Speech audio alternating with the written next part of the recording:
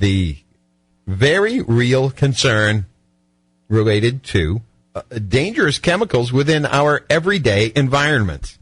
24 Mainers have stepped up, and they are going to allow testing. They're going to take part in a program that will test their bodies for the presence of what are known as hormone-disrupting toxic chemicals. A recent finding showed that what seemed to be a very sort of innocuous item for children, a rain poncho, was in fact a source of very, very high levels of some very dangerous chemicals. Joining me on the telephone right now to talk about this, Emma Halas-O'Connor.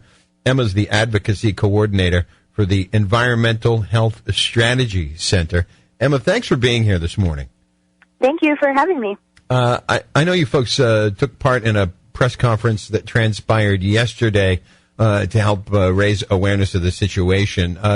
This all sort of began as some very high levels of toxic chemicals were found on a SpongeBob SquarePants rain poncho for kids. Right.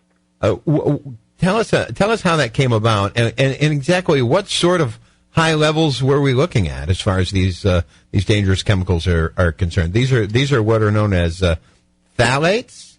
Yep, phthalates.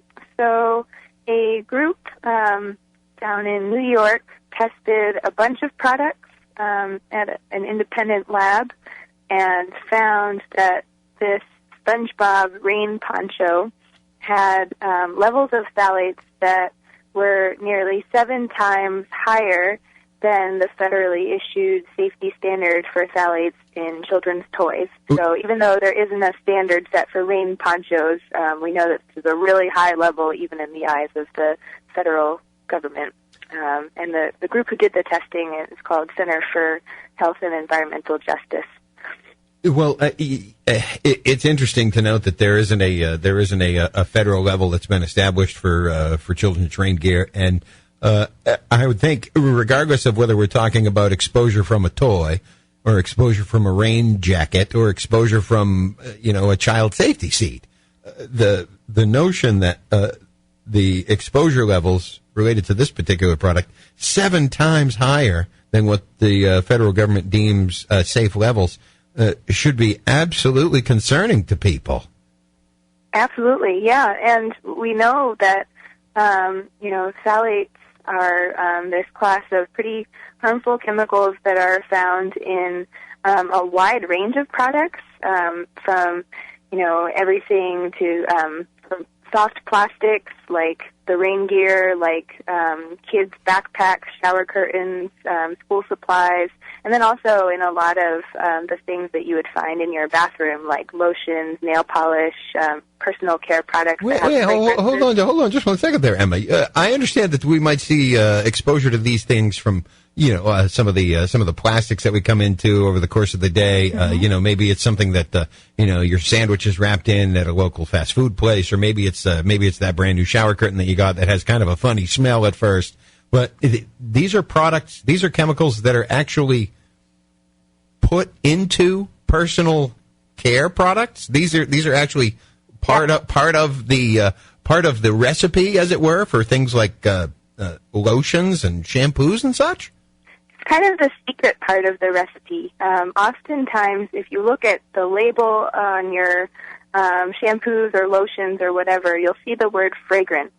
And that word fragrance is used to mask some of the chemicals in a product that a manufacturer might not want you to know about. It's actually legal to put phthalates in a product and just call it fragrance and leave it at that. So it's in a lot of other products that you might not be suspecting, including, things that are used for children, like a, tear-free bubblegum scented shampoo might have phthalates.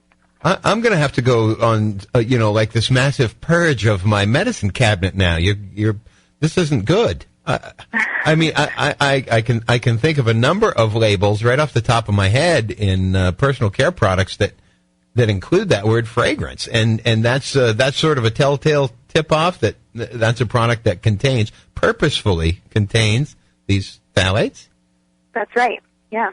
Oh my gosh! There goes my can of shave cream. There goes my shampoo. It's really hard to avoid. Yeah, they're in a lot of products that are pretty common all over our homes. Why are phthalates so concerning? What is the big deal? Why should I be worried about this? I mean, if somebody like Procter and Gamble, for example, can put these phthalates, these fragrances, into a chemical product, what's the reason for concern? Sure. Well, oftentimes our laws here in the United States, especially on chemicals, lag far behind the scientific and medical evidence about the chemicals that we use in everyday products, and phthalates are a great example of that. There is a large body of strong science showing that phthalates are linked to a number of health problems, especially when they're exposed to the developing fetus and young children. And some of those health effects are serious male reproductive problems. The development of male reproductive organs, and later in life for men, reduced sperm counts. And there's also documented consequences for girls, too. Phthalates are linked to early puberty in girls, which is one of the factors in breast cancer development. Also, other really common children's problems like learning disabilities, obesity, and asthma. So there's a pretty wide range of health effects, and there's a lot of strong science out there pointing to those health effects. We're speaking with Emma Halas-O'Connor. She's the advocacy coordinator for the Environmental Health Strategy Center. Emma, exposure to things like phthalates, I'm guessing concerns with regard to how they would impact a person's health and well-being, probably aggravated, perhaps multiplied, when you start to consider that they are far from the only sort of environmental contaminant a person might come into contact with. And when you start talking about, a sort of a cocktail of chemicals that you're exposed to over the course of time, that's when the concern must ramp up a bit. Yeah, that's true. I mean, we know something about the effects of exposure to phthalates, but what's really hard to figure out is what happens when phthalates are mixed with other chemicals you come into contact with every day, like, BPA or like pesticides or, any of the other number of industrial chemicals we encounter. So, there are something like 80,000 industrial chemicals or synthetic chemicals that are used in everyday commerce on the marketplace.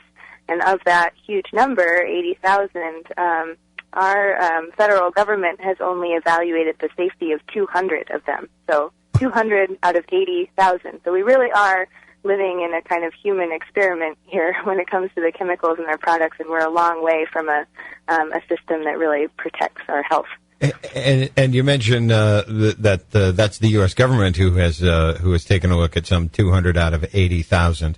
Yeah. But when we start talking about products, for example, this SpongeBob SquarePants rain poncho, these are products manufactured abroad in nations that have. And when you start talking about what the U.S. is doing as far as keeping an eye on these dangerous chemicals, it seems hard to believe that there are nations with even less stringent testing and safety levels already established. But nations like China lagging behind even the United States when it comes to keeping an eye on these dangerous toxins. Well, it's odd. It's hard to say that, actually. China does manufacture an awful lot of the goods that are sold here in the United States, and it is true that a lot of those products have chemicals in them that we're concerned about. But there's no regulatory system in the United States to reject those products or to demand that those manufacturers abroad change their products. And actually, in some other countries around the world, there are more stringent rules related to what chemicals can go in products, for example, in the European Union. And Chinese manufacturers have had to actually adapt to to those rules. So we're starting to see a situation where, the same product could be sent from China to the European Union, meeting one set of stronger safety standards, and then the same product can be now sent to the U.S., with toxic chemicals in it because our laws are so relaxed. Great. So we're getting the stuff that Europe rejects on a regular basis. Oh, that's okay. We can sell that to those foolish Americans. No problem. Exactly. So we could actually really change the outcome of what some of these manufacturers are using by changing our laws at home. Seems like we could also do ourselves a favor by perhaps, maybe bringing some manufacturing jobs back to the United States, actually creating the very products that we consume here at home as opposed to abroad, and then be able to address a number of issues related to products coming in from foreign marketplaces all at once. Yeah, definitely. Yeah, we're talking crazy now, Emma. Well, actually, one of the projects that we work on at the Environmental Health Strategy Center. So we don't want to just get toxic chemicals out of our products. We also want to promote the safer alternatives.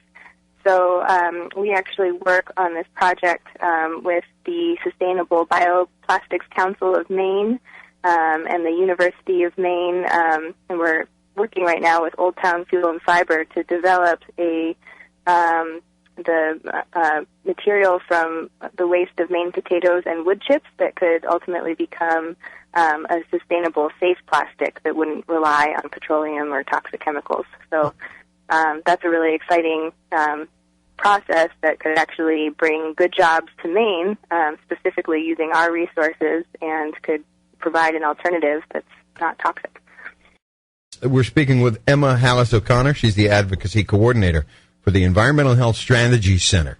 At the press conference yesterday, there was discussion of some 24 Mainers who are going to take part in a testing process that'll keep an eye on their own levels of exposure to these hormone-disrupting chemicals, these phthalates, as they're called.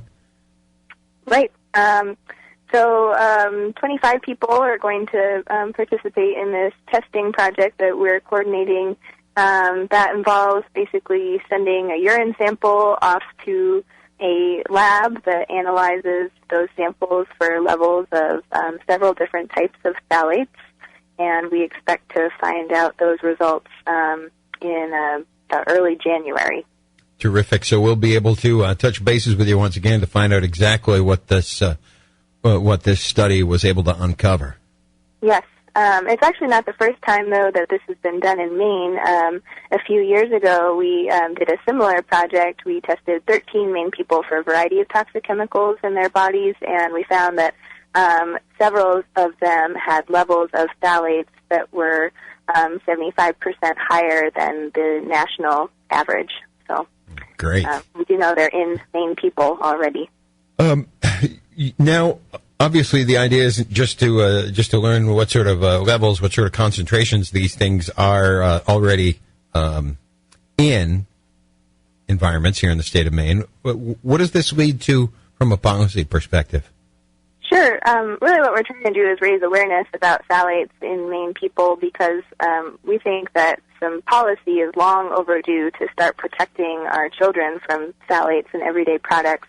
We're proposing a piece of policy in 2014 in the state legislature that would do two things. It would name 4 of the phthalate chemicals as priority chemicals under Maine's Kids Safe Products Act, and that means that those chemicals would be open for further steps taken to protect kids from them. And then the other thing we're specifically asking is that those 4 phthalates are disclosed by major manufacturers, so manufacturers that make over $100 million would have to report whether or not they're using them, which would help us find out where they are, because right now, even though we know they're in a lot of products, it's really hard for the average consumer or parent to go to the store and figure out how they can protect themselves from phthalates without that information. It also seems to be very difficult for Maine lawmakers to hold large corporations accountable for the content of their products. This is not the first time we've come across this question. How do you think it might be different this time? Well, there is bipartisan support in the legislature for further protections from toxic chemicals, but, we have seen that the LePage administration has really lagged behind on this issue. So, in their 3 years so far in office, they haven't named a single priority chemical under the Kids Safe Products Act, even though they have the authority to do so, and even though there's tons of science pointing to phthalates as the next good candidate for that. So we're going to just do all we can to try to rally even further support in the legislature, get tons of Maine people involved, and hopefully the governor will sign this into law, but if he doesn't, we'll keep trying. Well, we certainly appreciate your efforts on our behalf. Emma, if somebody wants to learn more about the Environmental Health Strategy Center, where do they go? Where do they look? What's the website? Sure. You can either just, type in Environmental Health Strategy Center on Facebook and visit us there, or you can visit our website, which is preventharm.org. Oh, excellent. Well, you know what? I'm going to put a link up to your webpage and also to your Facebook presence on our program's Facebook page, the Pulse AM 620. And, hey, thank you for taking the time this morning. Pretty insightful stuff, and it's great to hear from you. We'll look to speak with you again, especially as some of those results from that testing process involving 24 Mainers begins to come in. Sure, that would be great. Thank you, Don.